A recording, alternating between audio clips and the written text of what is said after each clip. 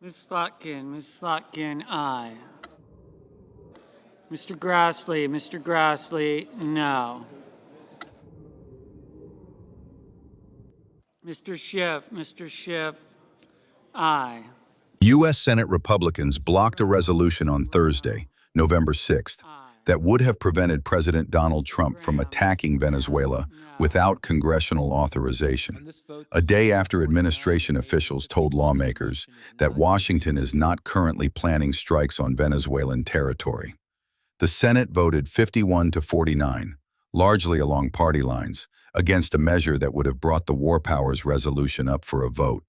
Only 2 of Trump's fellow Republicans joined Democrats in backing the measure, the latest test of the party's willingness to support Trump's military buildup in the southern Caribbean, after 2 months of deadly strikes against boats off Venezuela. So the message all of us should send to the President of the United States is quit engaging in illegal actions in the Caribbean and international waters, blowing up boats and people in an extrajudicial fashion.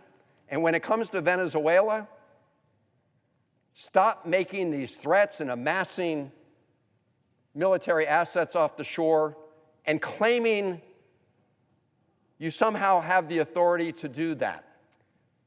The Constitution invests the authority to go to war with the United States Congress. That's what this resolution is all about. So today, the Senate must act to uphold the Constitution, uphold our national security, and reaffirm the authority of Congress to have its proper say on matters of war and peace. I yield the floor.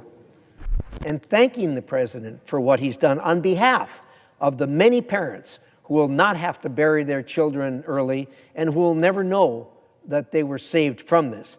But there is no doubt, none whatsoever, that every time we take a strike and we send tons of these poisonous drugs to the bottom of the ocean, thousands of American lives have been saved. So, Mr. President, thank you for what you're doing. On behalf of all those Americans who will be saved from these poisonous drugs, thank you, and continue to do what you're doing.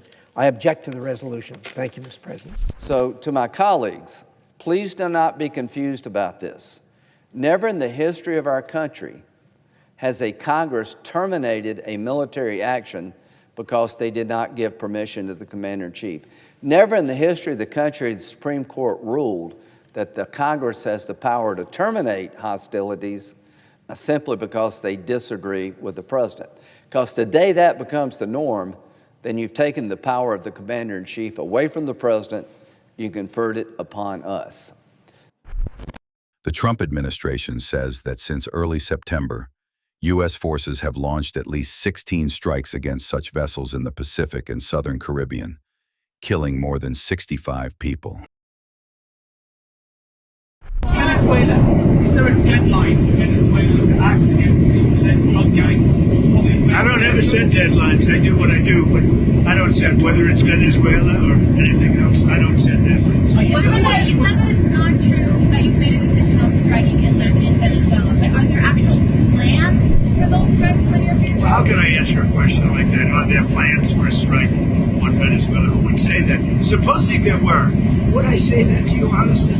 Yes, we have plans. We have very secret plans. Who would say that? You know, what kind of a question is it? Look, we'll see what happens with Venezuela. Venezuela sent us thousands and thousands, hundreds of thousands of people from prisons, from mental institutions, drug addicts, and so did other countries. That's the bad. I mean, other countries did it too, because we were run by very stupid people, very, very stupid people. Biden was the worst president in the history of our country by far. We had open borders, and many countries, the Congo, many countries, they sent their prisoners. They sent prisoners. They sent drug dealers. They sent drug addicts. They sent anybody that they didn't want. They sent them through our country. And Venezuela was one of the worst abusers. But Trump isn't just speaking. The world is seeing what pressure looks like.